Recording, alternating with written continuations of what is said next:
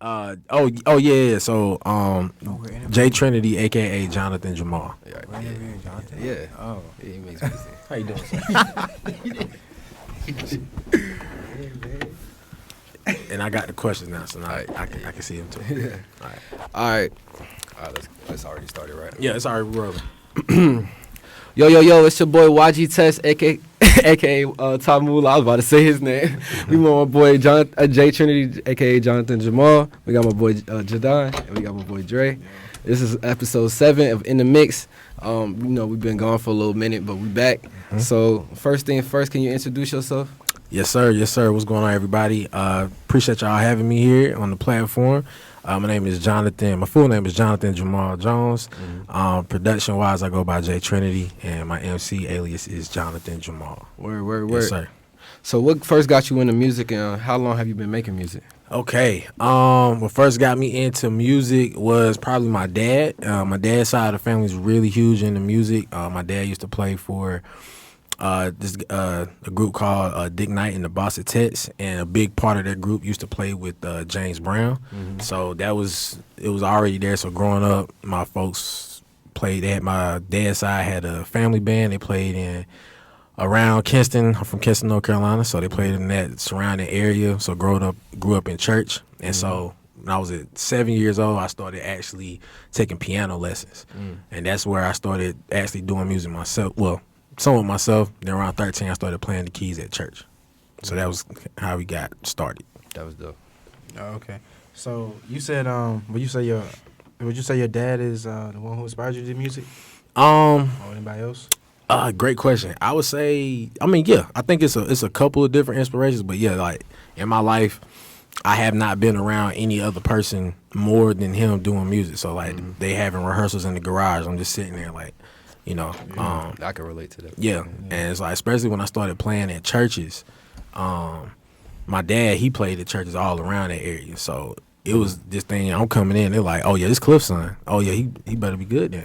Right? So it was like, "Oh okay." So a lot of times, like my dad, he would come to like practices and stuff with me in the choir. He's the old, you know how the church supposed to be sometimes. So that was good having him there. So yeah, big impact, and he went on to be a part of my my debut album. He did a lot with that, and pretty much a lot of the music I ever was a part of putting out, I kind of baked him into it. So yeah, I would say so. Yeah. Yeah. Did you develop your style from playing in church and being around your dad, or if somebody else developed your style? My style.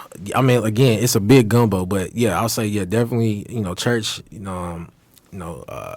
Like spiritual gospel music, I feel like that's at the root of pretty much every other genre. You can trace some root or lineage back to that, so that helped a lot. But then just growing up, some of it's no pun intended, but my big three growing up were Drake, Cole, and Kendrick. Like that was from a hip hop standpoint. Kanye West, T-Pain, those just some early influences just on my just hip hop wise, hip hop R&B. But growing up, listen to Jackson 5, listen to a lot of old stuff. My parents are older, so I listen to a lot of old music growing up. Yeah. What would you say was like a major turning point in your life where you knew like music would be kind of your true pursuits? Oh man, it's a great question, sir. Great question. If I'm being honest, there's been several moments in my life that pointed me in the direction of music. So, and I'm thankful for that, because a lot of times those points came about in the time where maybe I was beginning to either doubt that this was something I wanted to do. But I would say, well, starting out, I started putting out original music in a group. I was in a duo called Dope Music, and so I started as the producer, and my partner at the time, his name was Slade Supreme. He was the MC, and so we started at my senior in high school, and then when we both came to college here at Winston, and honestly, a big moment then was once we got here, we started performing. We won Battleground. We started doing different things, and like we had a band, and it was like, okay, yeah, now this. Again, that was kind of like another thing. Like, yeah, this is what you just need to be doing. So it's been a sprinkle. It'll take me a long time, but there's been stuff about every 2-3 years. There's something that's like, you see, yeah, keep going. So yeah. And could you like walk us through like your process when you're creating a track? Okay. All right. So beat wise, I like sampling, but like I said, I play the keys too, so it just depends. But a lot of times, if beat wise, I just hear a sample, it'll just ring out to you, just be loud. Something about it will catch your ear, and then from there, I throw it in either Machine or Logic, and I chop it up and just kind of see what what I'm feeling from that sample, and I just let that guide me as far as what I'm doing with percussion. A lot of times, I think I heard Michael say this, Jackson one time, but a lot of the music's gonna tell you what it needs. Like if you're listening, it'll tell you what you need. So, like I said, start with a sample, maybe add some drums there, and then I start like trying to play keys, melody over it, kind of see what that is. And normally it's just like if I trust the feeling. Like if it feels like something is cooking here, then I keep pursuing it. If it feels like it's kind of dying out, maybe I'm like, okay, maybe this might not be a beat that I use that I might need to write on. Maybe I need to send this out. And so then on the flip side, on the other side, when you're talking about this creation, after I'm figuring out, okay, I want to use these beats I want to write something and just use it for myself, then it's like from that point I'm just getting into it's a storytelling bag and just trying to whatever that feeling or emotion that the beat is kind of evoking. If I'm identifying with that, just trying to find a story that I feel like kind of illuminates that. And yeah, so I'm real big into storytelling. So Okay. yeah. All right. I'm about to say, what's your favorite part of the music making process, like the writing, recording, or performing? Great question. The writing, the recording, or the performing. I would say it's still the beat, man. I don't like it's still like just the magic when the sample works. When you made this pocket and it works, like that's still probably where I get the most excited about, and I think I probably get the most surprised about when like I did write something, I did record something, and I hear it back. I'm like, oh, I like that. Like it still surprises me sometimes when I'm hearing myself spit, 'cause like, oh, I like that too. I like that. So I think so yeah. So a little That makes sense, and that's real because like sometimes you might have an idea for a sample, but it might not work. it might not work. Yeah, there's no guarantee. Yeah. There's no guarantee it's gonna work. Do you have any habits or routines that help you focus? I need more of them.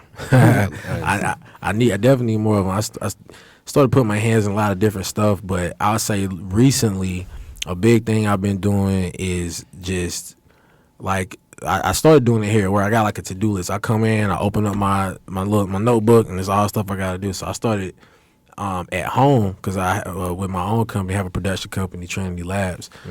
Pretty much, I try to start up in the morning and it's like has like this quiet time. Like I try to just stay off socials, no TV, nothing. Like just Right. and it's like I'm praying, meditating, or just thinking about the stuff for the day, and then as far as that's just on a daily basis, infusing that. And then as far as Trinity Lab goes, I think of like everything I'm working on as a project. So I just have certain periods of time. Okay, we working on this project during this time. We working on this. So really time blocking, and it's harder than everything is harder than it sounds because you got to stay disciplined with yourself because there ain't nobody sitting right there with you like, hey, you ain't working on this. You need it. So, so that's it. Time blocking and then trying to stay disciplined with yourself. Right. Yeah. How do you deal with creative blocks or challenges? Great question.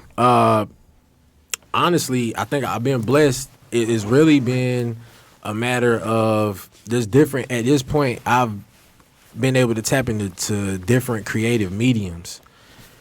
And so if I'm feeling a block beat wise or recording wise, and this can be good or bad, but I'm also do photography on the side as a I call it a hobby. I also DJ on the side as a hobby. So it's kind of like if I'm feeling a block over here, I might just go do something over here, and it's like something normally inspires or kind of sparks that open. But at the same time, that also can be not dangerous, but it could put you in a hole where you been putting so much time in on the side quest stuff that you got to get back on the main mission. So that's kind of been where I've been at lately, trying to balance that side quest, main mission, side quest. Yeah, that's real, because I know, like, for a person that's, like, multi-talented or, you know, even, like, just hard to focus and, like, yeah, you just got to do other things sometimes. I be telling people all the time, and I've literally said it in the other episodes, sometimes you got to live your life a little in the other places, and then it'll give you, like, some inspiration to come back and do that, because even, like, for example, this weekend when I was at the studio all week, like, I was telling them, I'm burnt out. I literally had to just admit it to everybody, like, yo, I'm burnt out. And so you just had to go outside, walk around the city. Get away from it. You got to live, get away from it, free your mind from no, I would say, like, life kind of gives, like, inspiration a bit, you know? Because, like, during the whole break, I was kind of, like, doing that, too. I was working on music, like, the whole break, like, up all night. And then, like, I get back to school, and I can't do anything, you know? I'm just burnt out. Yeah, because when I got back, I definitely was not. You was not that. Yeah, it's a balance. It's a balance, man. Because it's energy, man. You putting energy into this creation. Like, you know, we are creators, and we're putting that energy into something, and you got to replenish the vessel. You know what I'm saying? And that's mentally, physically. You got to make sure you take your time to do that. And then, like you said, like living, like, you know, the whole art imitates life imitates art. It's like, where does it begin? And sometimes you say, you just gotta go live, and that art will find you, and then, you know, you can channel that back in. So you said you was juggling. You said side quest and the main mission. Which one you enjoy the most, the side quests or? This is a great question, man. I'm gonna be real with you. In the last year, the side quest and the main missions have overlapped. To the point where it's getting hard to even dice it anymore. But if I'm being completely honest, but I would say, and even working here in the media lab here, that's still technically working here was a side quest, technically. But as stuff is progressed, it's getting more and more in line with the main. But I say still, at the end of the day, I have a lot of different passions, but at the end of the day, it's still being a tool for storytelling, and mainly that being from the side standpoint of production. But also, it's just like I've seen that, okay, I'm able to do that from behind the mic as well too. So I'll say still the production, but like I said, it's a couple different things I'm working on. I'm on in shout out. Appreciate y'all having me on In the Mix. I have my own podcast as well, Inside the Lab, with J Trinity. So trying to wrap up a third season with that too. So it's a couple different things, but at the end, I'll say the entree still the beats. Still one. That's still the entree. Yeah, I was having long conversations over the weekend. Like, a lot of stuff that's been happening recently felt like it's full circle. You know what I'm saying? Like, you realize everything really does happen for a reason. Yes. Like the people you meet or everything. So, you got anything? I also wanted to just kind of add to that real quick before I ask my question. It's like everything's coming together, you know? Like, everything's coming together. I've been meeting, like, more people, working with more people. Everything's coming together, you know? But back to your music, what would you say is, like, some of your messages or themes that you put in your music? Okay. Great. I just, perseverance,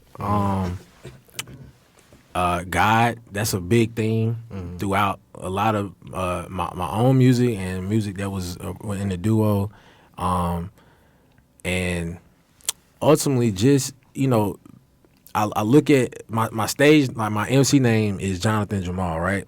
And that's because that's my first and middle name, and it's like I feel like a big thing that I try to push within it is I'm just narrating what's happening through my own perspective. Like this, I look at life kind of like, you know, we're here, this is a stage, and my stage name is, this is the character that I got chosen to play. And so it's like, okay, what am I feeling? What is this? And it's kind of showing through that perseverance, like how God is intertwined in that, and ultimately like just honestly, it's funny how you just said it, but how everything literally is working together. I always try to sow some type of seed of that in there, but yeah, I say that's always a big part of me, and just being truthful is something I can treat it like therapy as well.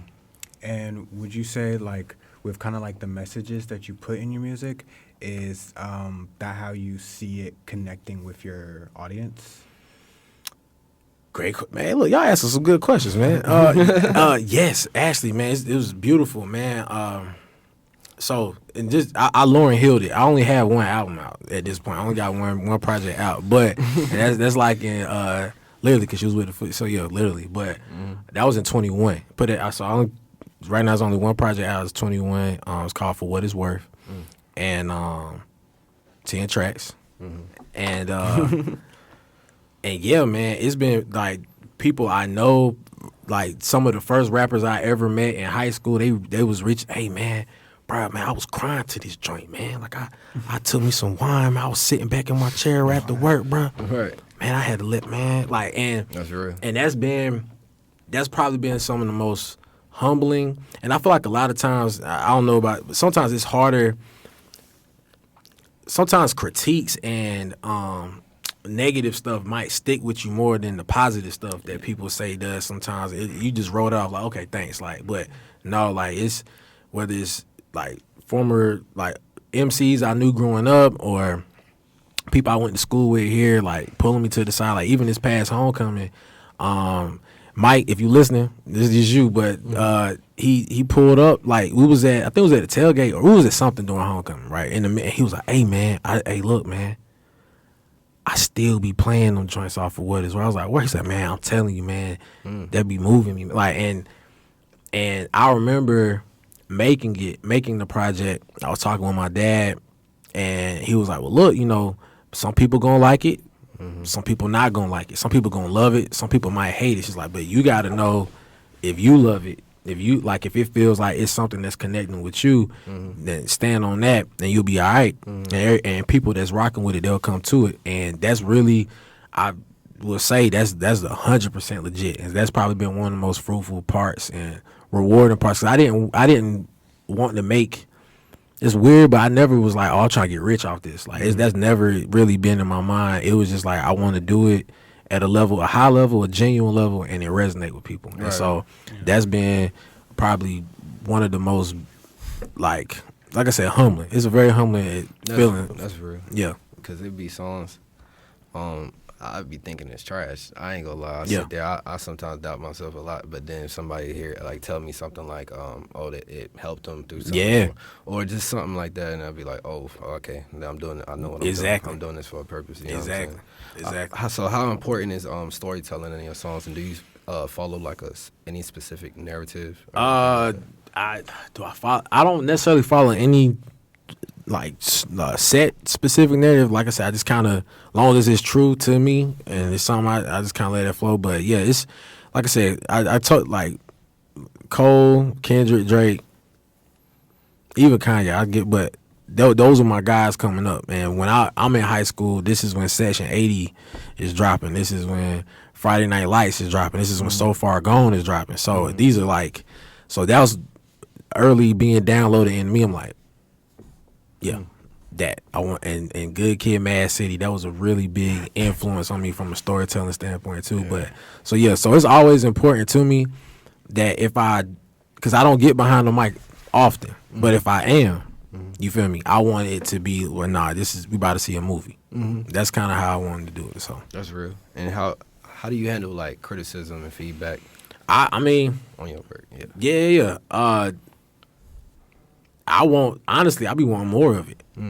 I want more of it. Sometimes I feel like it's supposed to be too nice. Yeah. Like tell me everything. Yeah, like for real. So yeah, I want more of it, and it'd be genuine. I think I've been blessed to be, the feedback I've gotten has been from, I feel like it was from a genuine place. But that's it. Just something genuine and that's constructive, and it's something that I can tangibly do something with after I get that, like, oh, okay, so I would say, and to be honest, some of my most frequent critiques and feedback was mainly from the folks around me. Is like, bruh, what you doing? We need more. Where are the beats at? Where are the tracks at? Where's the podcast? You know what I'm saying? So at this point, that which I'm enjoying, I got people around us keeping me accountable on executing. Right. on some of the creative pursuits, executing more. So yeah. That's real. Yeah, because somebody just texted me like, "Where's the album at?" Yeah, And nah, I'd be for real, you like, need that. You need, Yeah, you definitely need sometimes. it. Excuse me. Sometimes you need folks that kind of help, because especially like if you got your hands in different stuff, you know what I'm saying. People to kind of bring you back to center. Yeah. Yeah. Nah, I feel you. What's the most would you say probably the most personal, vulnerable song you written? Or could you say you make beats? Or what's the Okay.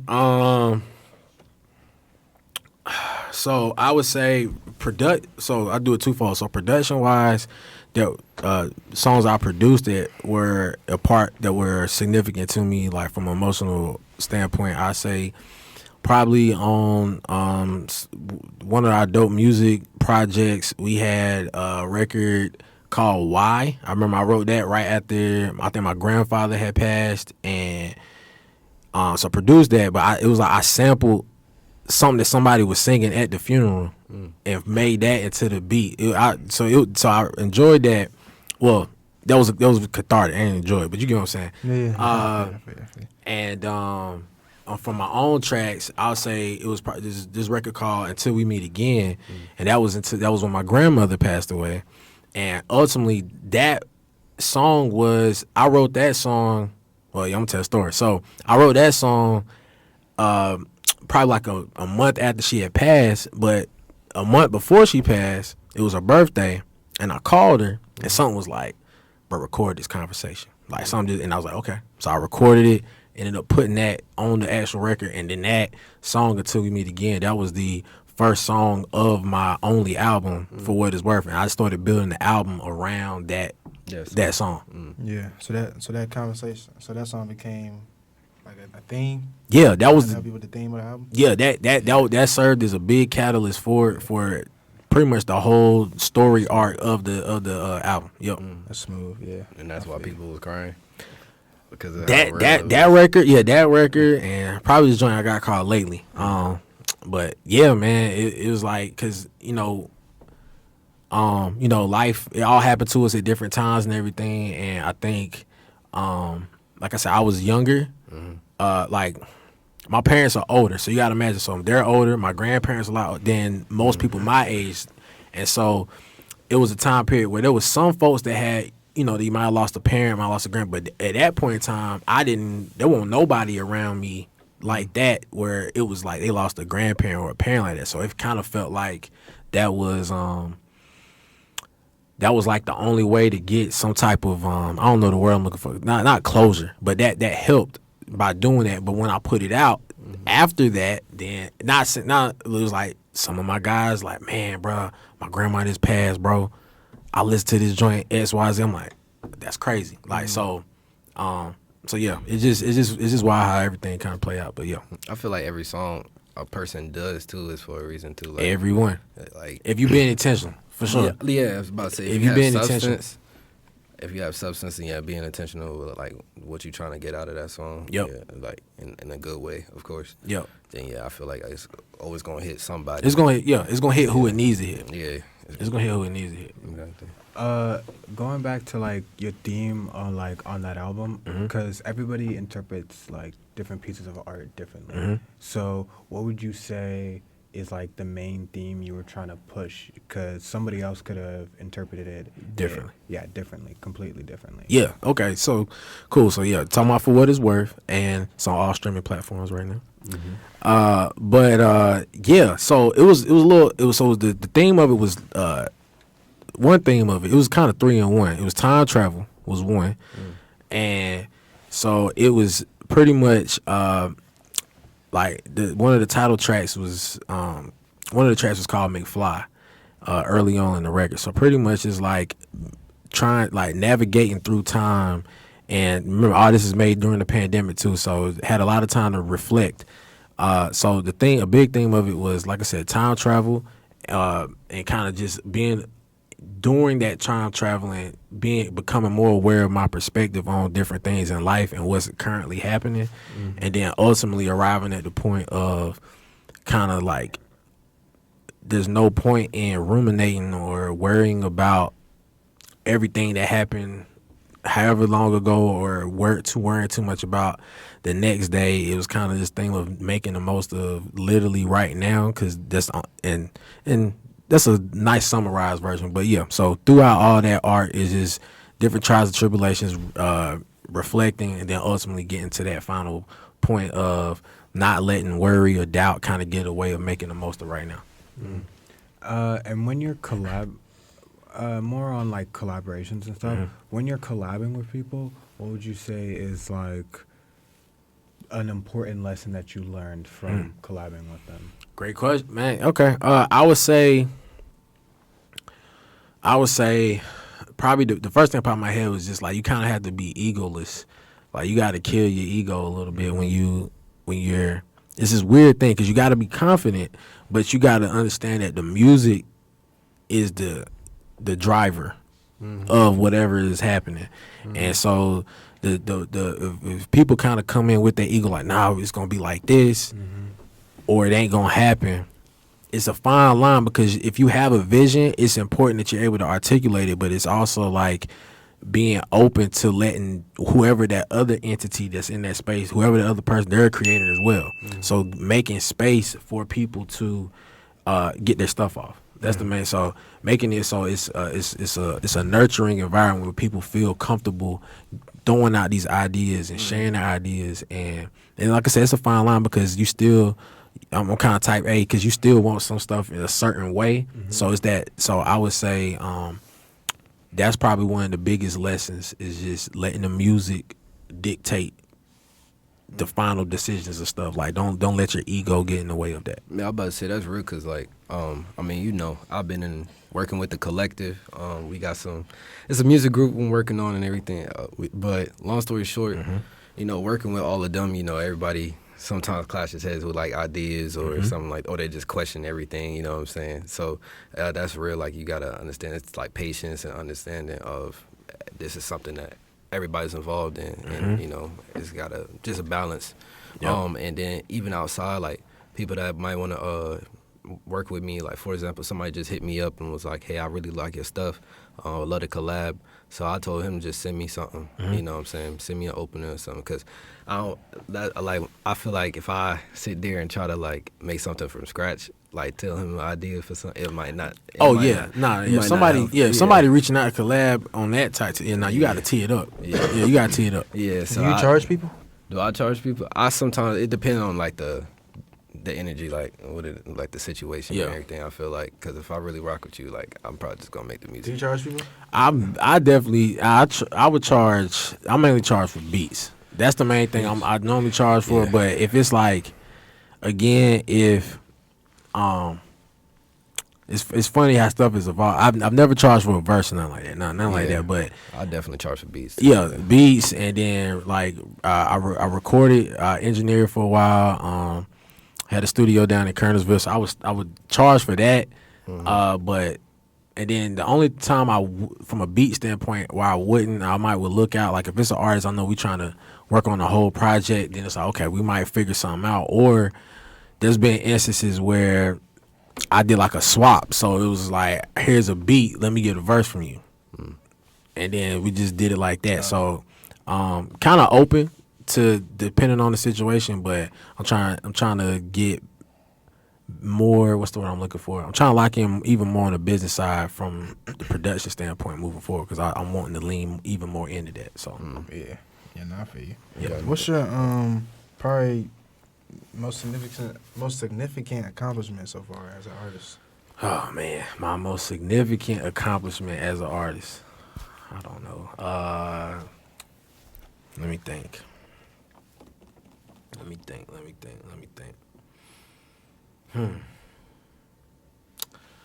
I would say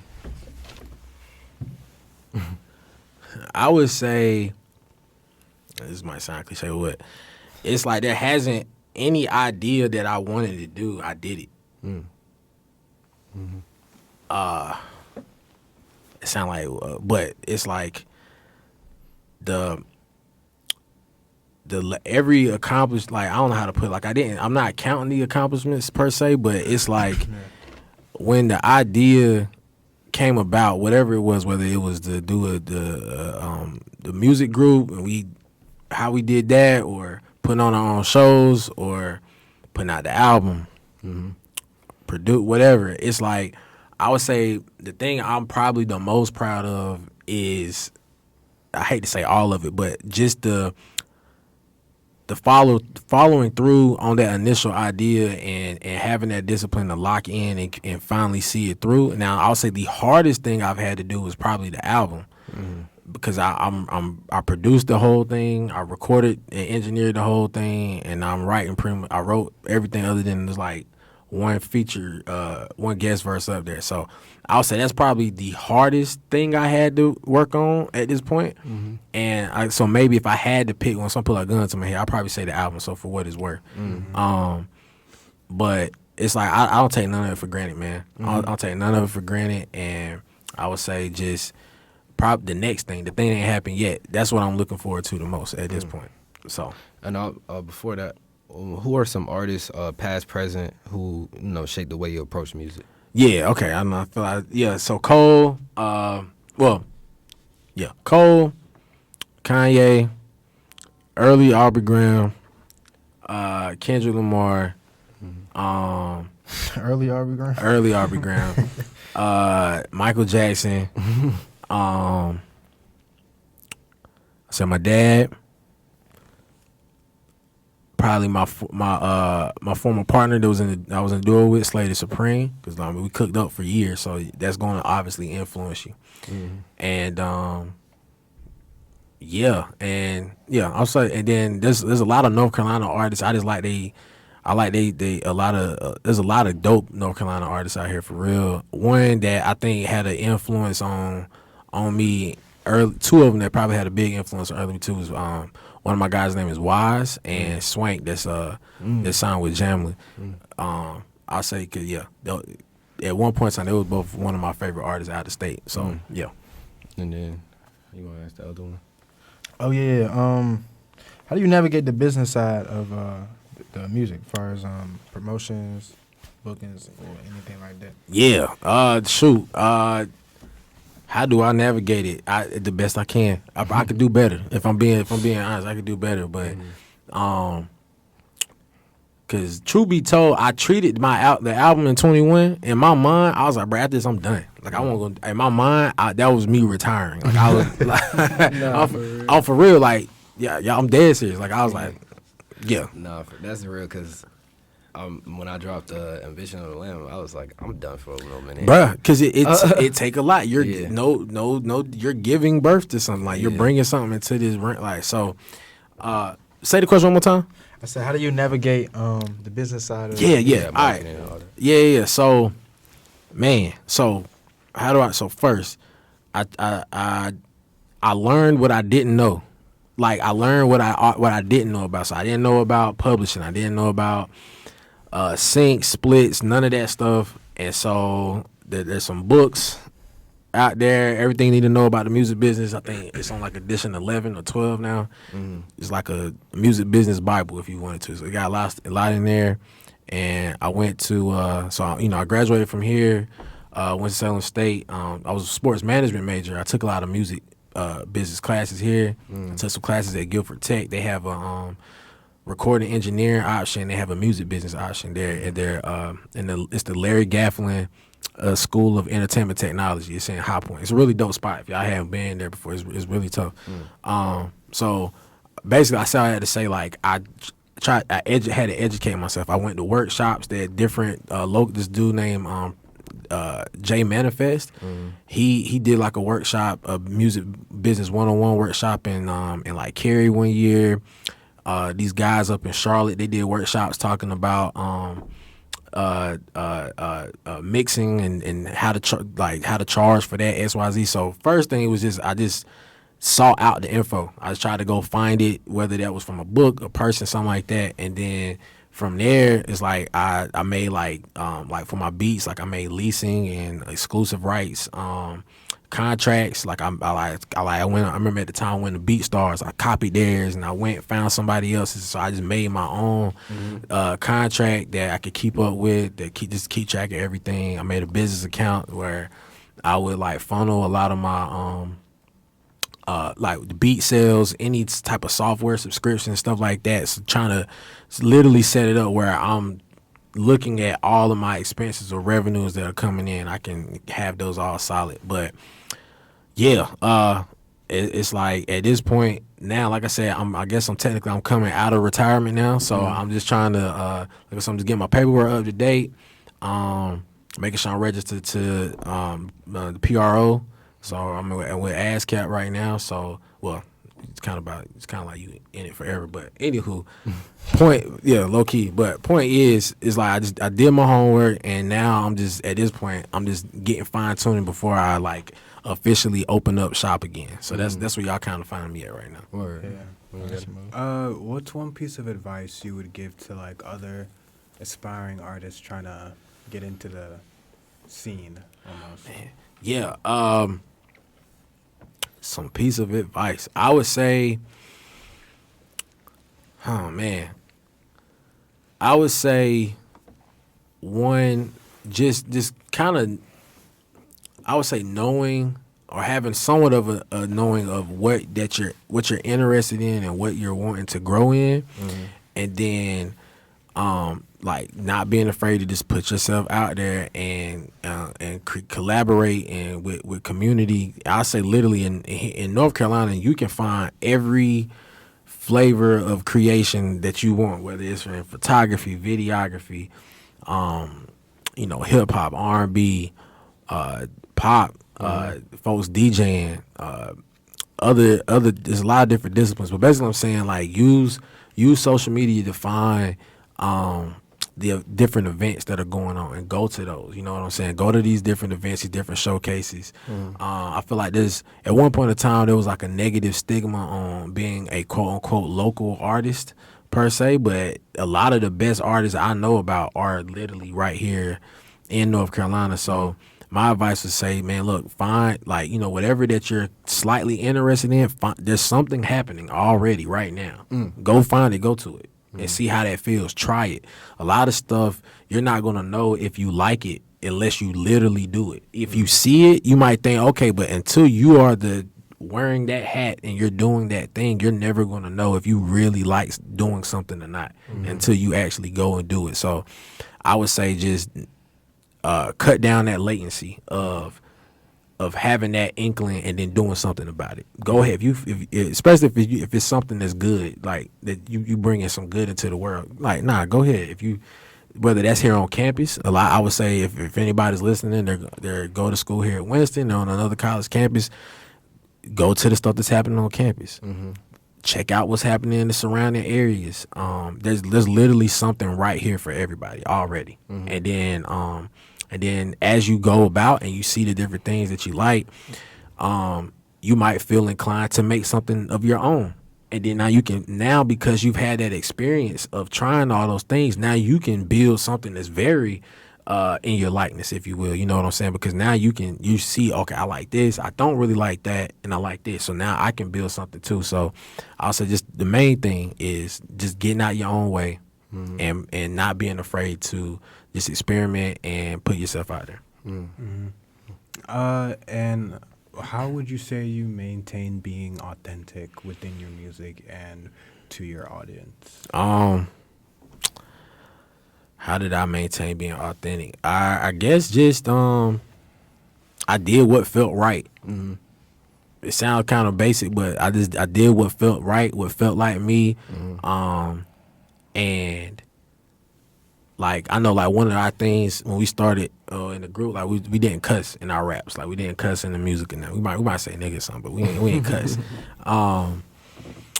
But I would say just like you know who you are and you keep learning more about yourself, and as long as that's just actively being reflected, like I never felt like I was trying to be somebody else when I was behind him. I never felt like I felt like it was just okay. This is what Jonathan has to say, which hence why I made the MC alias is Jonathan Jamal, because I didn't have to act like anybody. Right. I just be me. Yeah. So, yeah. Right. All right, so what's been like the biggest obstacle in your music career, and how did you overcome it? And where do you see music evolving over the next couple of years? The biggest obstacle has been me. Oh my goodness. Yeah, it's definitely me. I'm the biggest obstacle in a way, for sure. Cause Guy Loki, he been looking out crazy. Right. He been looking out crazy, setting up a lot of stuff. So it's really just me. I say me, self-doubt, overthinking certain things, and then just sometimes just developing that discipline of it. Sometimes that is gonna sound. Sometimes I get jealous of folks. It's like, bro, all I want to do is rap. All I want to do is mix or whatever. It's like, so there's some folks I know that like they're locked in on like pretty much one thing. I be jealous of that because it's like it's that's probably been something that's been hard for me as well, is with whatever those disciplines are, like giving the appropriate amount of time, prioritizing, and then kind of being mindful of what season I'm actually currently in, and saying no to people. Because if people know that you can do A, B, C, D, E, F, and G, they're going to ask you about A, B, all of that. So it's kind of like, so saying no and being, saying no and then prioritizing what I'm putting the time into. And then I would say that's just an overarching thing. Then like for like a pinpoint in like moments, I would say probably one of the more difficult parts was just, like I said, I started out in the duo. We was probably doing that from like 2012 to 2018 technically. I mean, going hard. And this is through high school, through the time right here y'all in school, to like probably a year or so outside of school. So I say it's that probably that transition of being functioning more on the solo tip than on the duo side. I say that was a definitely it was hard, and it all happened right in the pandemic too. So it was a lot of evolution. Like you had to evolve in that time, but hindsight's 2020. Like I needed that. Like you needed that fire to kind of mold what the new version is. So I about to say, like I said, everything happened for a reason. Yes sir. Yes sir. Yes sir. Yeah, man, I'm gonna ask you an interesting question because you said Cole, Kendrick, and Drake. Yeah. So start, bench, cut. Cole, Kendrick, Drake. Who we playing? Let me stop. Who we playing? Start, bench, cut. Start, bench, cut. Oh man, you Cole, crazy, bro. You crazy. Well, if you would have asked me this a long time ago, the answer probably different. But on today, which is December 3rd, 2024, on the day of our Lord. Yeah. So, man, it's crazy. So, I can't never go against my guy. So I'm gonna start Cole. Okay. I'm gonna bench Kenny, and I'm gonna cut Drake. Because then I can always bring in Kenny off the bench. But right now, this is how I'm feeling right now. Once upon a time, Drake was my number one. He was number one. You said Drake? Yeah. Once upon a time, starting out like a 16-year-old Jonathan. Oh nah, it won't nothing over Drake. It won't nothing over Drake. But now, nah. So I say that'll probably be my flow. Sorry, Drake, but yeah, it just depends. Nah, like I said, I said you called me about 10 years ago, it'd be different. Yeah, it'd be different. That's real. I feel you. Shoot. So what's tell the audience or us what you expect. What do we expect coming up on any new? Like any new releases. Yeah. Great question. Also, so right now, Focus is wrapping up this season 3 of the Inside the Lab podcast with J Trinity. That's my focus currently. That might be the last season of the pod. We'll see. I'm big on 3, so I might round it out there, and then from there, I do have an EP I've been working on. Potentially might be releasing in 25, potentially, and then just getting back in the flow beat wise, like getting them out to different artists, trying to land some more placements, and yeah, so that's what 25 is looking for right now, and then ultimately, reintroducing my company Trinity Labs, like from it. Before it was more of a audio services driven company, so doing step show mixes, voiceovers, a lot of different audio services. But now I'm pivoting to be functioning more as a production company, and it just moving as a vessel for different creative pursuits. So just reestablishing that. So all that. Yeah. What's your podcast about? Yeah, it's very similar to what y'all doing right here. So yeah, inside the lab, man. So I'm doing one-on-ones with North Carolina creatives, different disciplines. It started in 2019. That was the first season, and we had different DJs on, MCs, actors, things of that nature, and it's been a beautiful ride. But the season 1 and 2 was in 2019 and 2020 to like 3-4 year hiatus, right? And now I'm bringing it back. I've started bringing it back this year, and then we're gonna really lock in the top of next year. Yeah, I saw your promotion for that. It low key inspired me because I was like, "Damn, it's somebody I know." And when I saw all the pictures and everything, it was like, "Oh, no, this was fire!" Like, it inspired me. Yeah. That's what's up. I appreciate it. What is one goal you hope to achieve in your career that you haven't necessarily gotten to yet? One goal I hope to achieve that I haven't gotten to yet. I feel like I be having like a real basic answer, but so the first one I say is being even more confident in God's plans. And I think that will eliminate a lot of different worry that come along with navigating it. And then an even more tangible thing is, my favorite label is Dreamville, so working with them, working with Cole, in some official production capacity, that was probably like top of the list from a tangible thing. But most of it is just like I said, is letting God, feeling like being comfortable, letting God kind of dictating the flow and just showing up. Just showing up to the scene. He calling the play to show up to the scene. And what would you say is the type of legacy that you want to leave behind through your music? The type of legacy I want to leave behind. I'll say just one is this uplifting. Yeah. So one is uplifting, inspiring, and that just helps people ultimately just get even more involved with like themselves, like being in tune with themselves, and just their relationship with God, like influencing them to have their own relationship with God, whatever that looks like for you. Ultimately, that you leave that thinking like, okay, like, all right, let me holler at him. Let me lock in. Let me lock. Yeah. That's real. Anything else? That's it. Yeah, I got any more? I was just thinking of a question right now. You say your favorite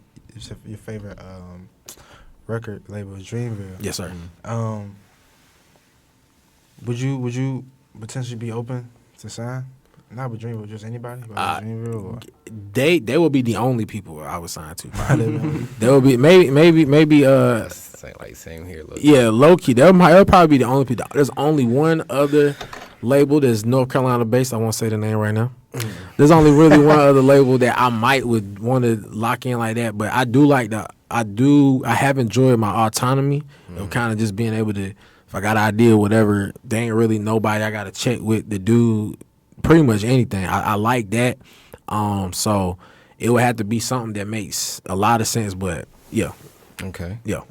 Yeah, make a lot of sense. You signed with Dreamville, right? Yeah. Okay. But that's what we doing. Okay. Stigma, right? Stigma. Not a stigma, but I'm gonna put something on it to make you like. Okay. Condition. You gotta. So you signed with Dreamville, right? 800,000. But for the first 20 years, they own Trinity Labs. Oh nah, that ain't happening. That ain't happening. That ain't happening. It's only 20 years though. Only, bro. Only. Bro, how old are you? I'm 19. This is longer than he been alive. What are we talking? No. Nah. But let's speak into this. There'll be a Dreamville Trinity Labs. Oh yeah, overlap collaboration somewhere. for yeah, sure. Yeah. For sure. So closing out, where can people find your music? Shout out your social media platforms. Any final thoughts or shout outs you want to give before we wrap up? Okay, so you can find my album For What It's Worth on all streaming platforms. Make sure y'all check it out. Yep, for what it's worth, my artist name is Jonathan Jamal. That's JONATHAN. Jamal, JAMAL. That's on all streaming. Got a freestyle on YouTube as well called Silverstone, but that also will be something that you can check out here with the Watchers soon. And my podcast, Inside the Lab with J Trinity, that's on all podcasting. It's an audio based podcast, so it's on all audio platforms. It's literally Inside the Lab with J. Trinity. And if y'all want to connect with me on socials, I'm mainly on Instagram. That's the main one I'm on, and that is _J. TRINITY. And what was the very last part you said? Any shout outs you want to give before we wrap up? Yeah, man. Shout out to y'all, man. Appreciate it. Shout out to y'all. Y'all been they're filming this here in the media production lab and CGO Kelly Libraries where I work. So as like we saying, everything overlapping. But shout out to y'all for just the y'all consistency. Y'all coming up with the idea of this. Y'all following through. Y'all been bringing different acts in. So the shout out to y'all. Shout out to Big God, my folks. I know my dad probably gonna watch this. He love so yeah. Shout out to you too. And I'm probably missing somebody, but yeah. Just shout out to everybody. Yeah, nah, for real. Cause Kamala Harris, I forgot what she said. She was like, "You didn't fall out of a coconut tree." I can't everything. I don't know, but I'm saying, like, man, yeah, I wouldn't be here without hundreds of other people's acts and what they doing. So, it's a blessing to be here. So, like I said, shout out to y'all and for sure. Shout out to the Watchers. Thank you. Well, thank y'all for watching episode 7 of In the Mix. This is stuff right here. There we go. Yeah, make sure y'all check it out, man. There we go. Peace.